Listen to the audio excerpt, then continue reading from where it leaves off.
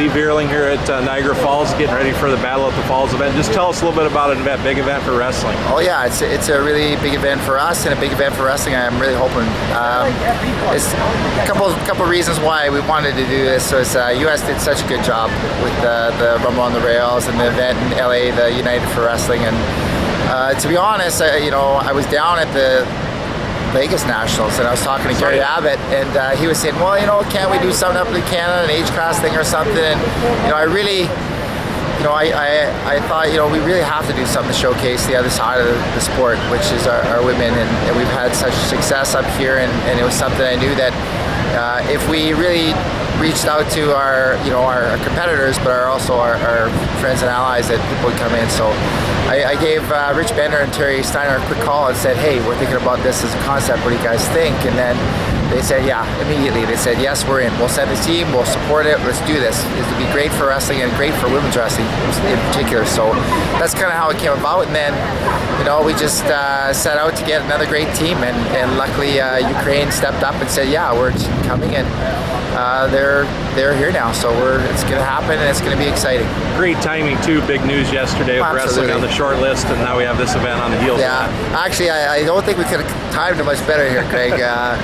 It's one of those things where we were waiting for the news, obviously, on pins and needles, like everyone was, and we were ready to fight no matter what the news was. But yeah, this is going to be just another reason to do a great job here, and it's a showcase and it's a celebration this week of the news we got moving forward.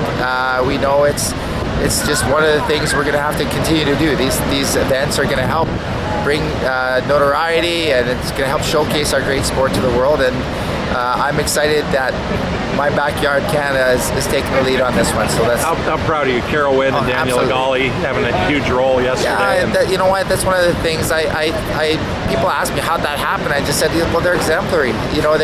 They're great athletes. They had huge hearts, and they're well spoken, and they're just good people with a lot of passion. So it makes sense that they would be involved in a committee like this. And I know for a fact that they both brought a lot to the table.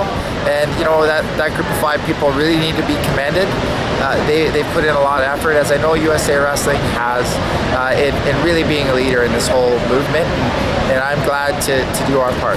A lot of work left, a lot of time before the next vote. I mean, what can people do between now and September? Well, between now and then, I mean, this is the iron's hot right now. I've had literally 20 media requests and interviews over the last day and a half, and one of the things I tried to say is, now is time for us to seize that limelight and just never relinquish it. We need to embrace our sport. I keep on getting asked about the changes and some of the modifications to wrestling and the rules and things like that. And yes, they were necessary, but one of the things I try and get across to all of the media, that wrestling is a beloved sport. It is a great sport. It's an exciting sport. It's a fair sport. It's a cost-effective sport, and all these things mean it has to be in the Olympic program. It's not a maybe. It has to be there. And when people say, well, the rules were confusing, no, they're better now for sure, but it was always great, and it's always going to be great. It's just going to be better, and I'm really excited about that, and I'm excited to see the new rules in effect here.